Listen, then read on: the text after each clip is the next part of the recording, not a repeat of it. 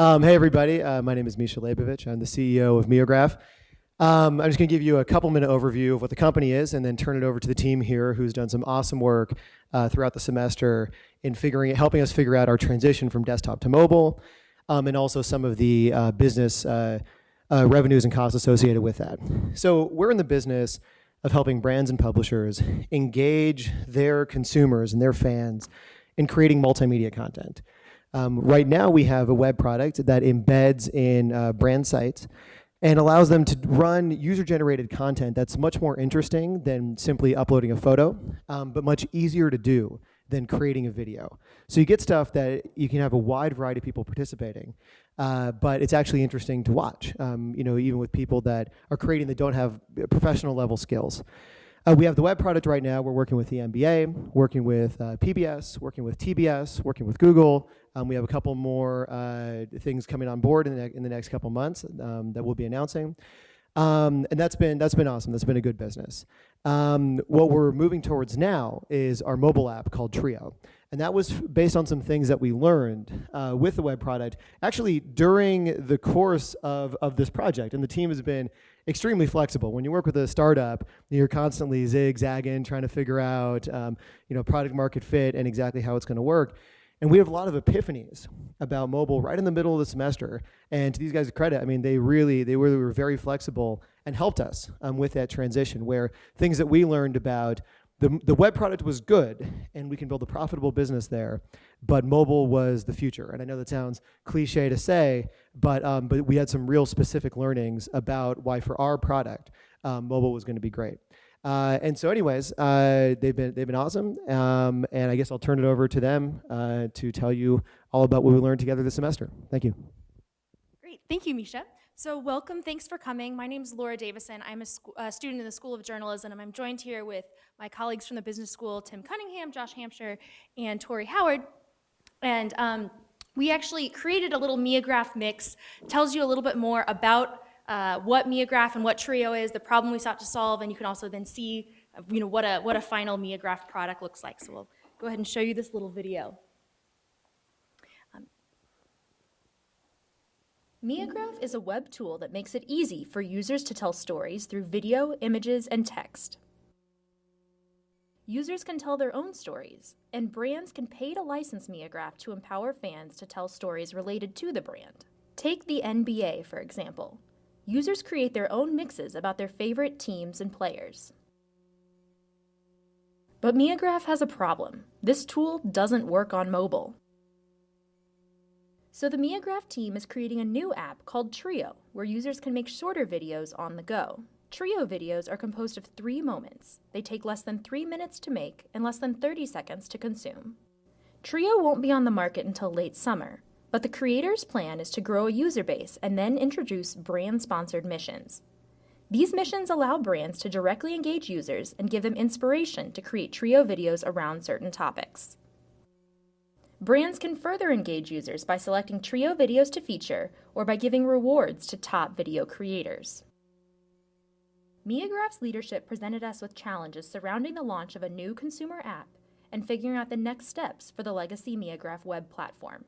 We'll now walk you through these challenges and our recommendations for the future. Great, so to recap, we have these 2 products here. We have the web product, which is called Meograph, and this is a B2B product, basically. Brands can license this product, pay Meograph, and then embed it on their sites. And then we have Trio, which does not yet exist. It's currently in development. And this is a consumer app. So consumers will download this application. They can make videos similar to Vine or something like that. But there's also this brand-sponsored element through missions where they can pay a certain amount, and then users can create content around that. So looking at this transition, which actually, as Misha mentioned, happened kind of mid-semester, we did some research around where people are actually spending time on social platforms.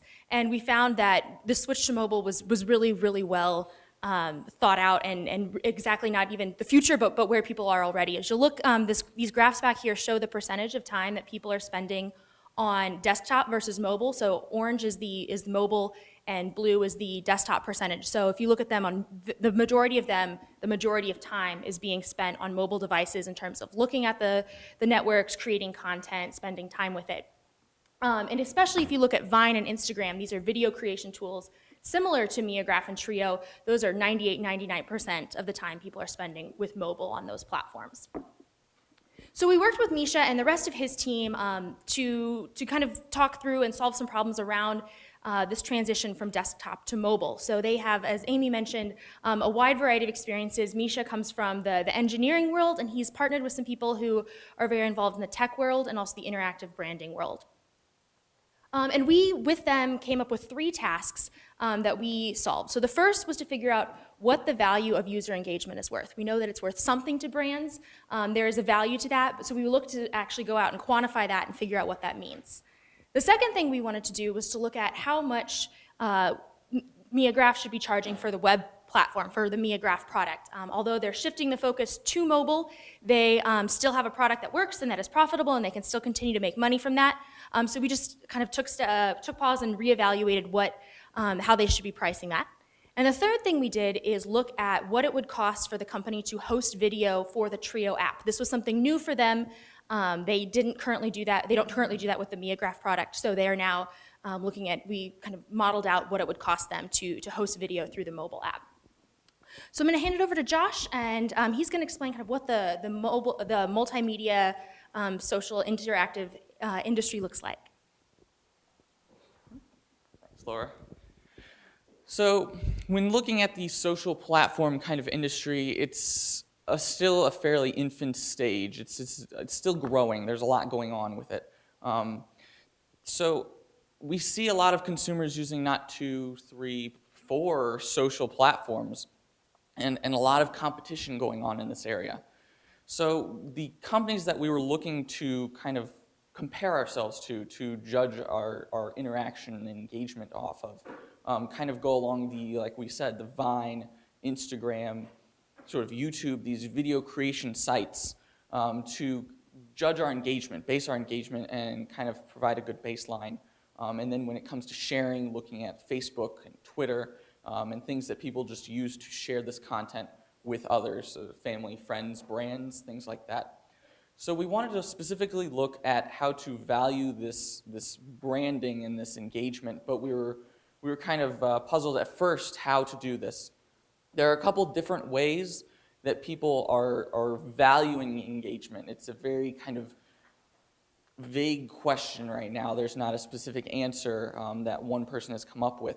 What a lot of companies have done, they've looked at brand awareness, which is just the in general knowledge people have about the brand. They've looked at the brand engagement, which is where we decided to go, and the interaction of consumers and brands. And then they've also just looked at the word of mouth or what people tell other people about brands, whether that kind of goes down the grapevine, if you will. So when looking at the 2 competing styles of engagement, you have 1- and 2-way broadcast. One way would be kind of the banner ads, the web kind of advertisements that you see on the side. This could also you could look at tweets as being kind of a one-way engagement normally. These have kind of in general not as great statistics, not as good comparables. They have lower conversion rates. They have kind of a low click-through rate. Although they may be inexpensive, they're not always the best. What we really wanted to focus on was the 2-way broadcast, or the kind of engagement between the brands and the consumers, as opposed to just broadcasting your message to a hopeful audience and hope that they understand where you're coming from and the engagement that you're trying to have with them. We see a lot of good things, the 20 to 40% increase in spending from engaged customers.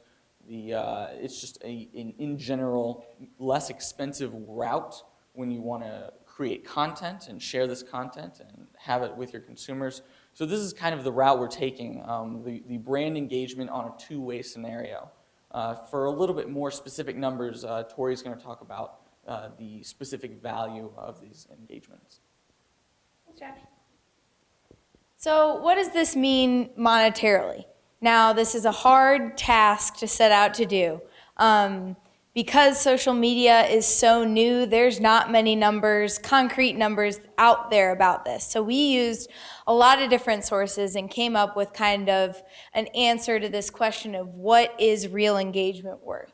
So when we started out, we looked at metrics such as monthly time on site per average user and creation time. So this is important because monthly time on site means these users are interested in using that platform. They're spending time on it, they're using the medium, and they're enjoying it. And creation time also, when we talk about creation time, we talk about how long does it take to send a tweet, type a tweet, probably 30 seconds. But once you get into Facebook, you gotta maybe add a picture to it. Instagram, you gotta work on all the filters, make sure everything's just right, make sure everything looks good, and you spend a lot more time on these sort of creation tools. Now, if you're spending a lot of time on the site, and you're spending time creating posts for this site, you're engaged in these mediums. And if you were to interact with brands on these sites, you're a little more engaged in a Facebook or an Instagram rather as a Twitter, where you just look at the company's tweets. So when we look at Trio, we forecast them to be about in between this Instagram and Facebook range here for creation time and monthly time on site. Trio is planning on having about a 3-minute creation time, which gives users are interacting with them and really spending this creation time necessary to engage with the certain brands were they to have be answering these missions that these brands are calling them on. And then also with this, we see that creation time and monthly time on site create engagement. So we looked at ranking engagement on what we thought of these platforms was most engaging. Again, like I said on Twitter, usually scroll through, not as much engagement as something like an Instagram or a Vine. And again, when we look at Trio and we see what it has to offer and all the things it can bring to social media, we put them right in between this Instagram and this Vine area. We think it's going to be extremely engaging, and we think users are really going to enjoy interacting with brands on this site. Now, final question, what does this mean in dollars? So we did a lot of research, took a lot of different marketing studies and things from the businesses themselves, and found that, say, a Twitter follower is maybe worth $2.50 to a brand, but an Instagram follower is worth 10 times more than that. Now, Facebook, you kind of see here, is a huge outlier, and we understand this. And part of the reason is because Facebook is Facebook. And it's just such a wide, broad user base, and so many people are on it that it's just become the monster of social media. Now, this is a good thing because we see potential for these kind of numbers to happen in the future if Trio were to take on such a broad user base. And also, the reason that that's also very high is because we've found in our studies that people are usually pretty stingy about who they like as brands on Facebook. With friends, you can have hundreds of friends and it's fine. Twitter, you can have hundreds of followers and that's fine. But we found that people only like about 6 to 7 brand pages. So if you're liking one of those pages, that means you're extremely engaged in this brand, which is why that number is so high. So again, like I said, in the user time spent on site and creation, we put Trio in between that Instagram and Facebook realm. And using that and our analysis of its engagement, we see that being here as well. We think it can do great things and be in this very engaging, very profitable range for brands, are they to send out missions and get people to follow them and engage in their brand. It can be worth a lot to them, and we expect to see that happen because it is such an engaging tool. And this is because they're taking text and photo and video and using this mashup of all these different things to create one product. And we see that that's a very valuable thing. People are always looking for the greater way to express themselves and more creation. And so that's where we think it's going. And we think it's going to be a really, really great and hopefully very profitable thing for brands in the future. So Laura's going to talk a little bit about our second task here.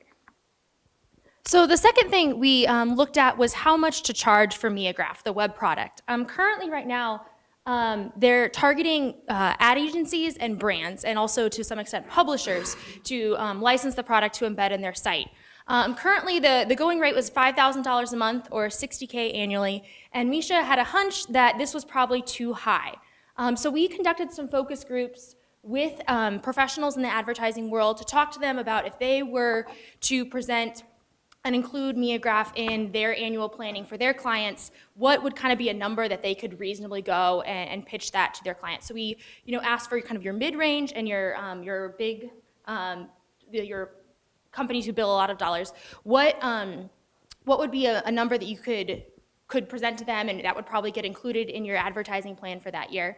And what kind of kept coming up, we averaged and talked is about $20,000 a year. That was a number that seemed reasonable to them, and also seemed reasonable to Misha, the client, is what he could sell that as. Secondarily, we asked them, what other information would you really need to determine if this is a product that you really wanted to use? And two ideas that came out from that is that Meograph is really great as a contest tool. This is a really easy thing for brands to embed on their sites, give people an easy way to go out and create a video, and then the brand has total control on what they want to post and what they want to share. So really framing it as that and showing Meograph as a solution to this problem of having some sort of engagement contest with your users. The second thing is people just wanted to know more. They basically, inherently people are a little bit lazy, so they just wanted more instructions on how to use it, what kind of engagement they can expect, what kind of success people have seen in the past, and just some more information around the product as they're deciding and then pitching this to their clients. And then lastly, I'm going to hand it over to Tim, and he's going to talk about how we went about solving the problem of hosting video. All right. Thanks, Laura. So with this question, it was simple, and it came on early on, and it was more an immediate task. With the switch from Meograph to Trio, before people creating Meographs, they would basically just pull content from YouTube or wherever that may be on the web, and it was actually not hosted on the site. But with Trio, it being a mobile platform, I thought the option would be much better if you can take a video with your phone and then upload it directly to the site. So the question was, is this going to be cost prohibitive for us, being a startup and having limited funds? Can we actually feasibly host video? So we created a model, and it was very straightforward, but a little bit difficult to kind of implement because you have these three pieces as far as the cloud front where you actually store the video, how it's retrieved, and then how it's lined up as far as second-by-second download. So you have these things kind of mixing together. So we have these 5 variables as far as just how many of the downloads, how many uploads you're going to have, what's the percentage of people uploading that are going to upload video, what's the average length of a video, and then how long is this going to be stored. So we have these different inputs, and over a 2-year period, we found the total cost of with our inputs, what we thought would be the most realistic scenario would be about $1 million for a 2-year period. And basically after that 2-year period, moving forward, you would have about $75,000 per month in cost, and that would increase linearly because each month you have more people uploading, and that just keeps accumulating. At the same time, this is very feasible for Meograph. As you see that first month, you have 10,000 people uploading, and you have 30% of them creating videos, and that's only about $5,000 in that first month. So as that grows, and it grows with the business, it was found this is actually very feasible. The answer to that question was yes, it's very feasible to host video for Trio and for Meograph. Now, so in conclusion, we've talked about these 3 tasks. This first one, what is this engagement worth? So it's valuable, yes. So what are we doing with it? So we found, as again in the research, that engaged consumers, they tend to spend more, it's easier to convert them, and it's cheaper for them creating content, and you can distribute this for again, word of mouth. And the second is we kind of value that. We put a price tag on what is followers worth for these different sites and what could potentially Trio be worth. For task 2, again, the legacy, the web platform Meograph, what is this worth? Again, $20,000 through the research that we've done with the advertising agencies. And finally, the cost of hosting video. So each of these tasks, we accomplished them, and we think to a very high level of success. 2 of them have already been acted upon, so we feel this project has been quite successful. So we're excited to see the launch of Trio and the evolution of the Meograph web product. And with that, I'd like to take any questions you all have.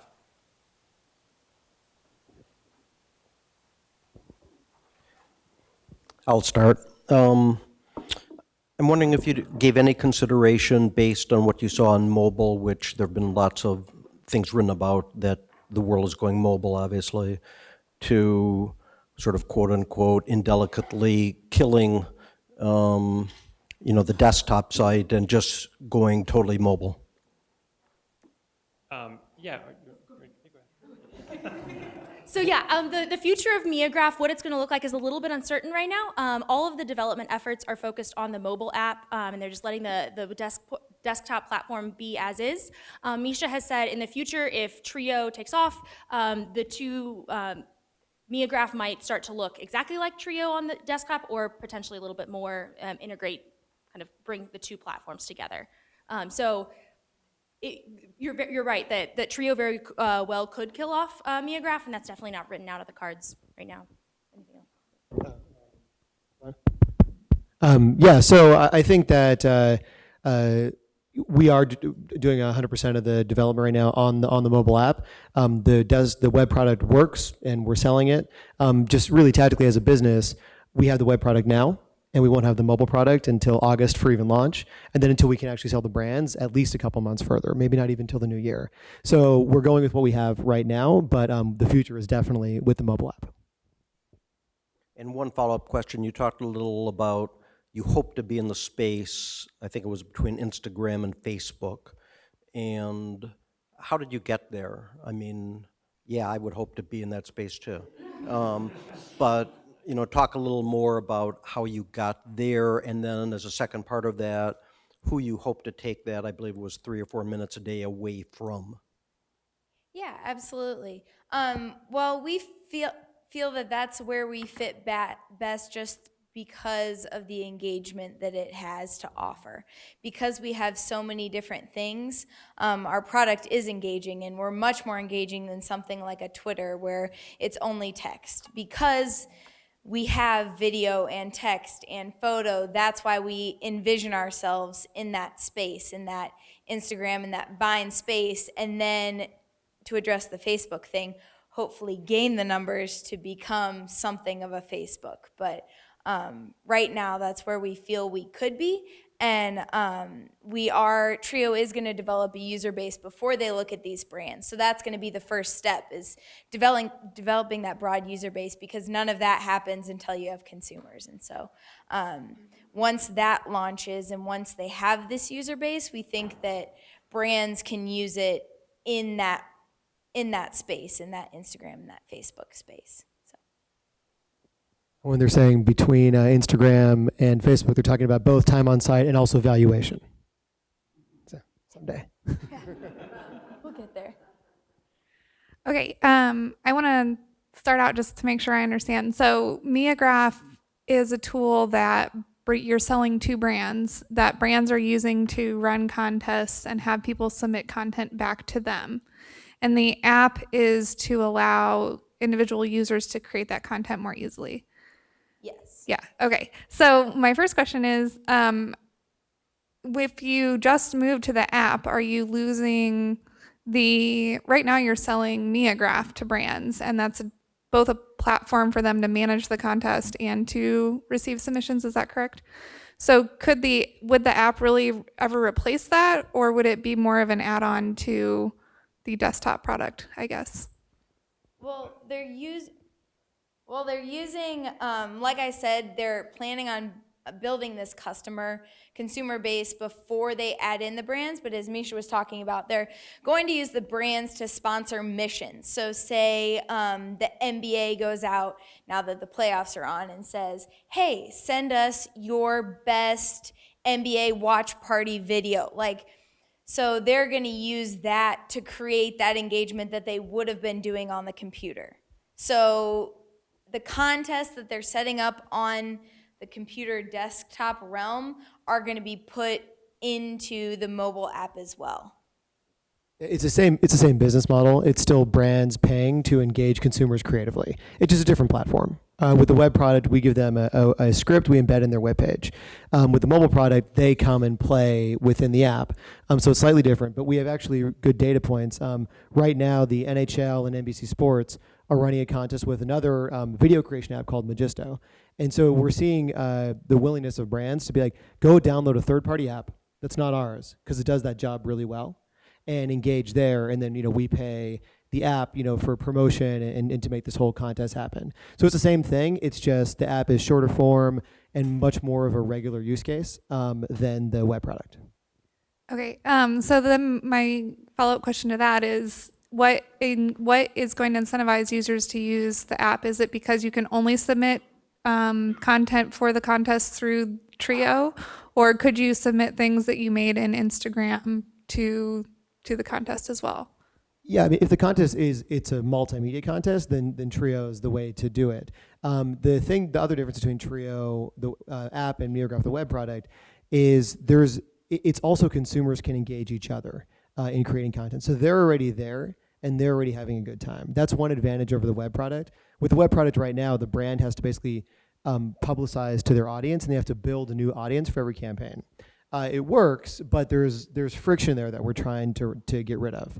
That's why with the app, the users are already there. The brands can just come in because the users are engaging each other. So you send a mission to your friends, they do it. You see all your friends' replies, and it's got that social nature to it. That the social nature of the web product right now is you can basically post to your social networks, but that's about it.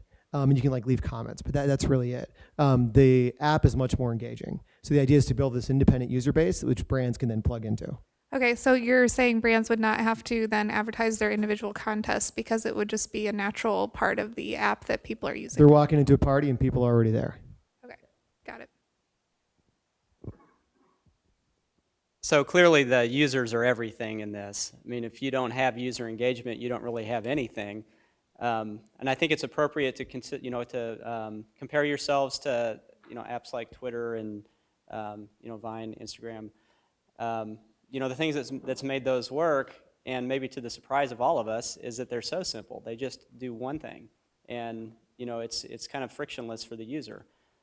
In your case, you're kind of adding it's still a simple app, but you're adding when you think about it, a whole lot of complexity. You're 3 times more complex really than these other platforms that just do a single thing.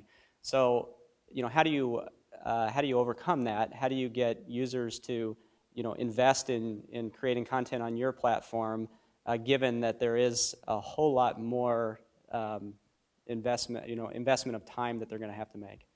I think one thing is you can look at what some of the other apps are doing. Twitter started out really simple, and so people are kind of primed on these simple apps, but it's becoming a lot more complex. Now there's video, now Vine is integrated with Twitter, now you can tag people on Twitter. So you see as these apps mature, they become a lot more complex. So I think kind of the basic apps, Vine and Instagram and Twitter have kind of primed people, and now they want more and are become more comfortable and adept on these platforms. So that Meograph is kind of coming in a little bit, Trio is coming in a little bit later in the game, and people are already comfortable with these platforms and comfortable with kind of the basic and kind of move up a level essentially. I think when you look at some of the things, if the people are given the ability to create these kind of things like Vine, I know a lot of Vines have been stop motion, and that can take a lot of time for some people to do. I think that was looking at 40 minutes just for a 6-second Vine. So I think people are again more willing and more used to spending a little bit more time if they have the creation tool to do it and express themselves through whatever application they want to do. I think with complexity, you have to think about how much thought does it require from the user. That's really it. Like in Instagram, sure, it's just a photo, but if you actually count the number of taps as you go through, it's between 15 and 20, depending on how you mess with the filters. So, ours is not much more complex than that. Yes, there's 3 pieces of media, but it's also simpler in some other ways. And we've designed it to be a very linear flow. Everything's done in series. It's just literally one step after the other. At the end of the day, it's going to take you 3 minutes to do. So I don't perceive, we'll have to put this out in the market and get validated on this. But so far, it seems like it's not going to be more complex, mentally, than any of these other apps. And that was another thing with the movement from Meograph to Trio.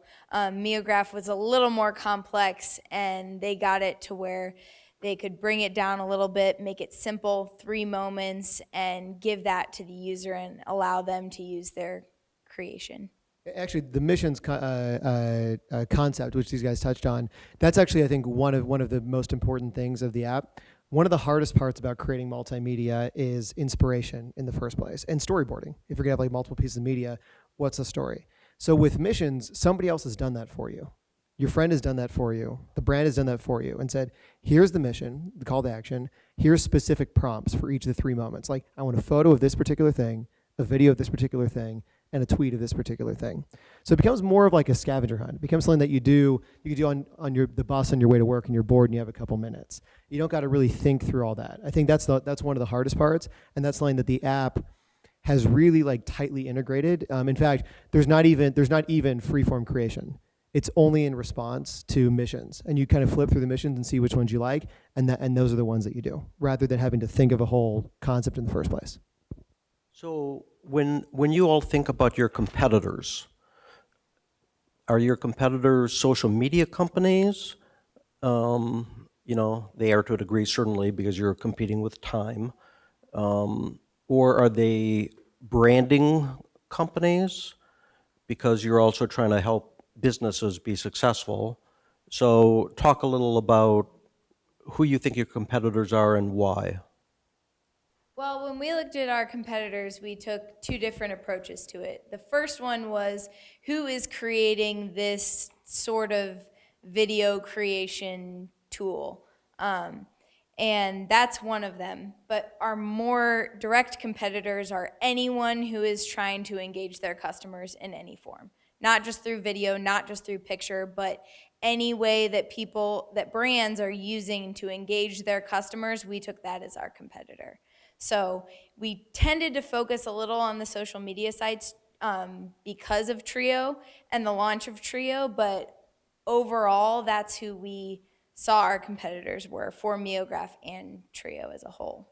We're competing both for users, to spend time with us, but we're also competing for budgets with other brands to spend money either through licensing Meograph or to sponsor our mission in Trio.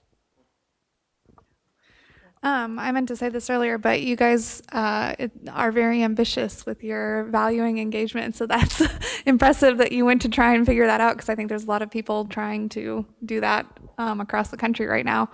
I did want to ask how you arrived at a flat number as the way to go with charging people for the use of Meograph or Trio, and if you considered, doing it on the amount of contests that they run or the amount of content that's created instead of just a flat fee every month.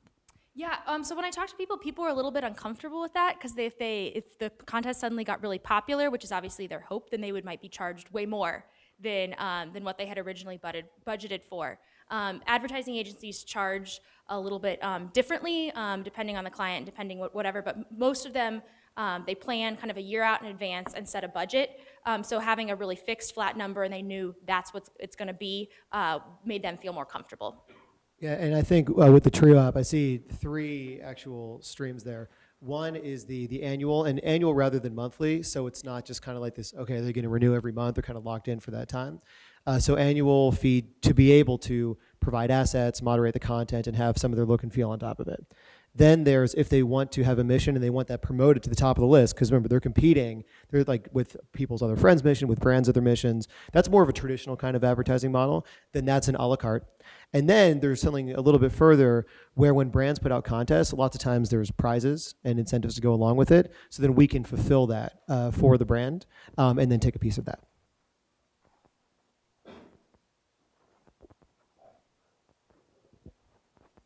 This is for you, Misha.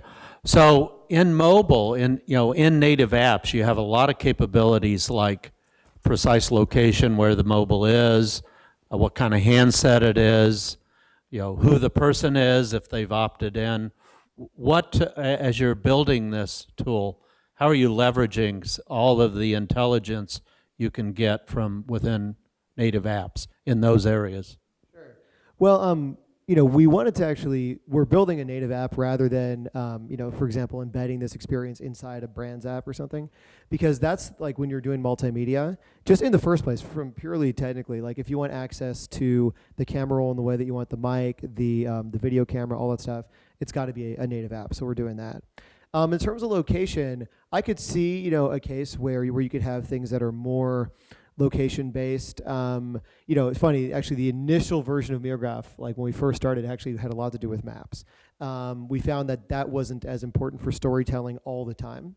But we have all that capability that if we come up with like missions that seem interesting with that, then we can definitely bring that in.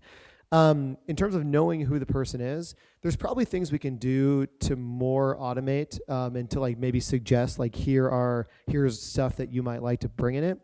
But I also philosophically, I think that you want to make it easy, but you don't want to make it too automated because then there's no ownership, there's no creativity. I mean, I don't know if y'all remember like Facebook had that, oh, Facebook's been around for 10 years, like click this one button and we're going to show you all your Facebook, you know, posts, your most popular ones. That was popular for about a week. And then everyone like saw it and then looked at it and posted on their Facebook because we're all big narcissists online. And then that was it. There was no further engagement. So I think you want to help make things more efficient, but not fully automate them. Just, you know, help them, guide them along the way.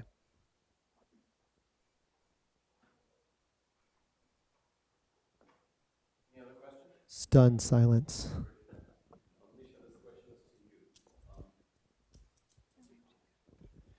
Do you worry that you might be able to attract only a certain kind of users for a trio?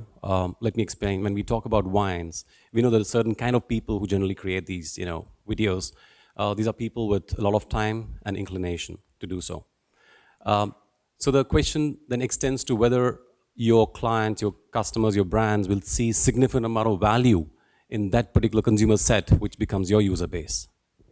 Well, look, the general laws of social media are 1% are the real creators, 9% are the curators and commenters, and 90% are the lurkers that just kind of watch other people's content. So what that means for us is 1% creating the missions. And the missions is pretty critical now, because that's really the heavy lifting of the creative part. One of the hard parts about Vine is you have to actually have an idea in the first place. You have to have a skit in mind. And so we need 1%, and that's actually pretty critical for us, of people to make missions. And it can't be only brands doing it. It's got to be your friends too. 9% to then go in and actually fulfill the missions and actually create that content. And the 90% just to scroll through and be like, oh, that's funny, like that, you know, whatever. And so it's going to break down like that. I think a lot of these things do start out with kind of a niche audience as who is that 1%. You know, like name any social media site, it starts that way. But then as it gains a following, as more people like, you sort of are a lurker for a while, then you're like, okay, maybe I might actually create one. And then a little bit more, oh, you know, maybe I might actually like to create a mission now. So it goes more mainstream. But to start, we do need to find that 1% who's going to make the missions.